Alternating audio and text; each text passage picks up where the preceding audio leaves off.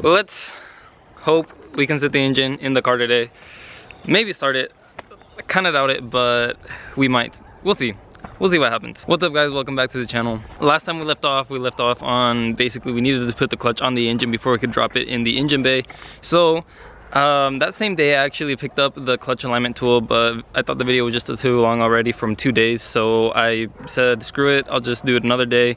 And I've had the clutch alignment tool for a few days now, maybe about a week. I don't know how long it's been, honestly. No, about a few days. Yeah, I just got off of work. Weather was kind of bad, so they sent us home early. Kind of wanted to take a nap, but I said, you know what, I really want to get the Subaru done, and I have not posted in like 2-3 days.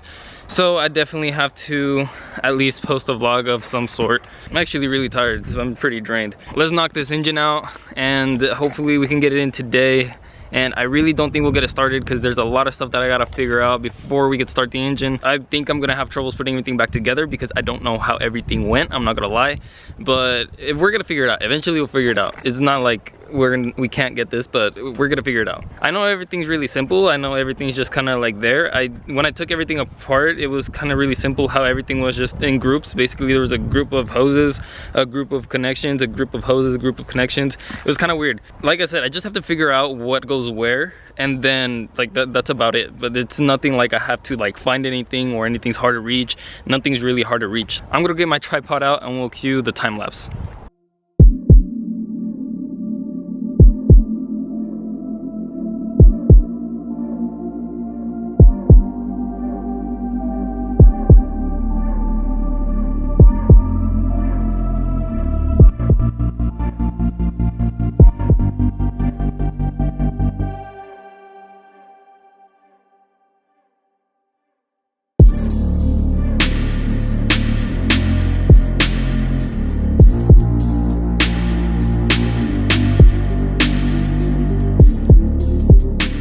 I guess now the only thing we have left is to actually set the engine in the car. I already cleaned the area, and I think we should be able to move the car forward. I think that's what I did, was I had the car forward and then I pushed it back. So now I'm just gonna push it forward and hopefully it clears, because I don't remember if they cleared. I think I had it on blocks, but I'm not sure.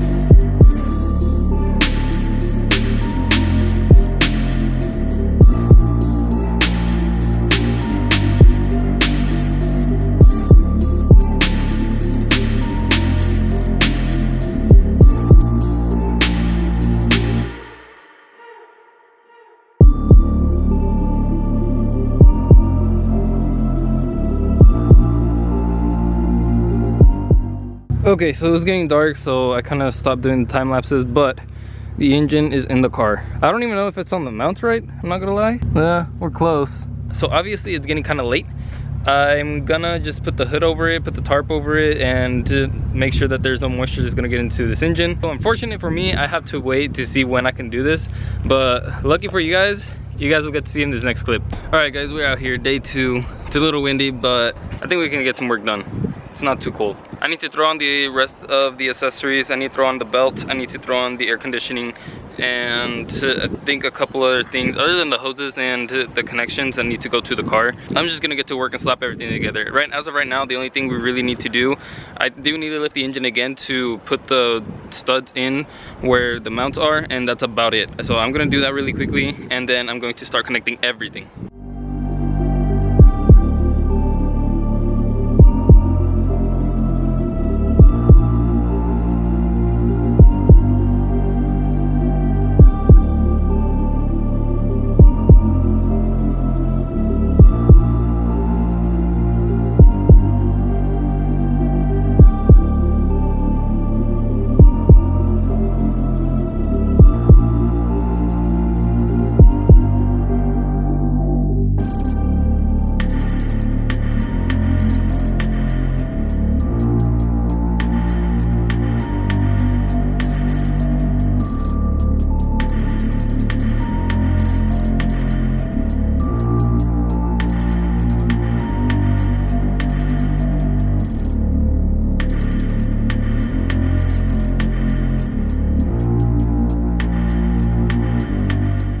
Okay, so I just kind of mounted the headers on. I didn't really tighten it. I still got to put the up pipe on, but I just mounted the headers.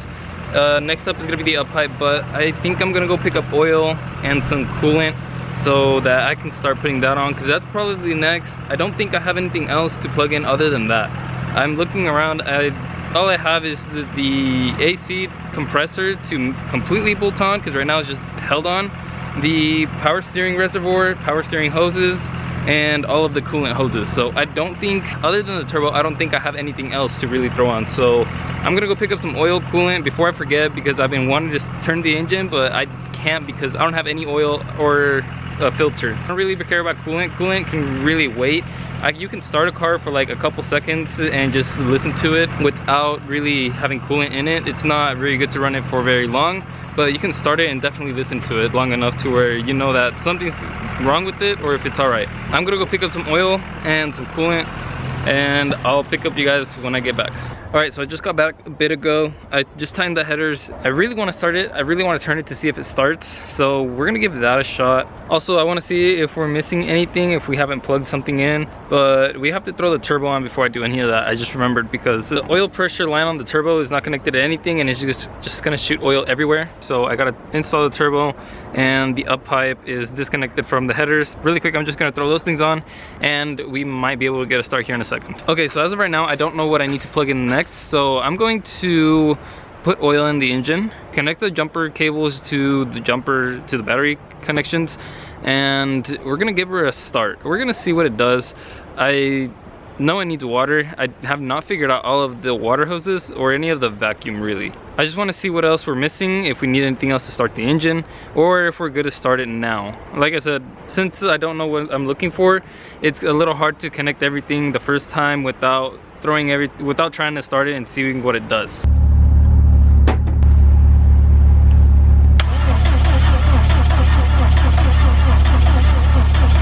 Okay, so we're having turning but no start, so that's either fuel or ignition. I'm going to check with the O2 scanner that I have. I'm going to check to see if there are any codes in the ECU. I don't have one on the dash. I don't have a check engine light on the dash, but I'm definitely going to give it a shot and see if we have any pending codes. And if we have any codes pending, we can start from there and work our way to see if we can get it to start. But hey, we got it to turn, so at least it turns. It sounds smooth too, so yeah, let's plug in this L2 scanner. So we're getting a code for the intake air temperature sensor and a master flow sensor, which I'm pretty sure I just plugged that in, so I can clear that. But the intake air temperature sensor, I'm not really sure what that's about. That should not cause any issues to make the car start, so there's got to be something else going on that's not letting everything work. Okay, so I found a couple connections under the dash that were unplugged, but after some quick research, it's just an automatic transmission control module that's missing. I thought it could have been that wouldn't let the engine start, but I don't think it's gonna be that, because it seems like this car either was converted to automatic or these cars come with all the harness for an automatic. I don't know, doesn't really make sense to me, but there's definitely something unplugged. We have not connected something. So I'm going to go through, check all the plugs. I don't think it's a ground, because if it was a grounding issue, then I have 2-3 grounds already connected, so that should be enough grounds to at least start the engine. I actually think I'm going to leave this for tomorrow, because it is dark. It's dark out, and I kind of want to do this in the day so I can see a little bit better. So I'm gonna pick everything up, and I'll pick up the camera up tomorrow or when I work on this again. I'm not gonna finish this video here. We're gonna get to the bottom of this, so this might be a long video. I decided to switch the fuel lines around because I wasn't really sure either way which fuel line went where. So I'm going to turn the key and see if we have any leaks. If we don't, we're gonna try to start it again.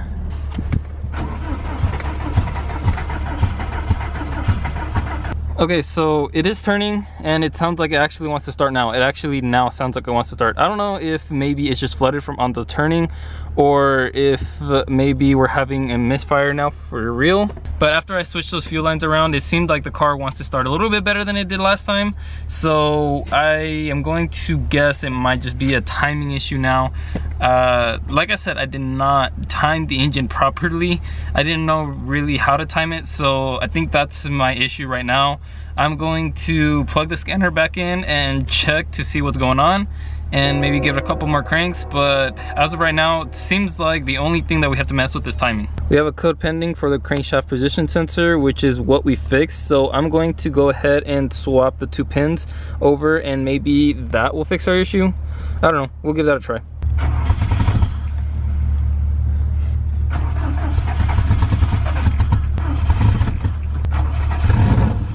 Okay, so our code for our crank sensor went away. Now it's just not starting. Gotta figure that out. I think I'll definitely just leave this for tomorrow. I know now that the connections under the dash are nothing that really are gonna cause the issue from not starting. It sounds like it really wants to start, so it might just be a timing issue. I think I'm gonna look up a schematic for that timing, and maybe we might have to adjust that, which kind of sucks because we put the whole engine together, but it might just be that. Let's hope it's that, nothing major. I mean, the car used to run, I guess it used to run, and it just sat for a while. So something's gotta be up, something's just gotta not be connected or working properly, but we'll definitely figure it out.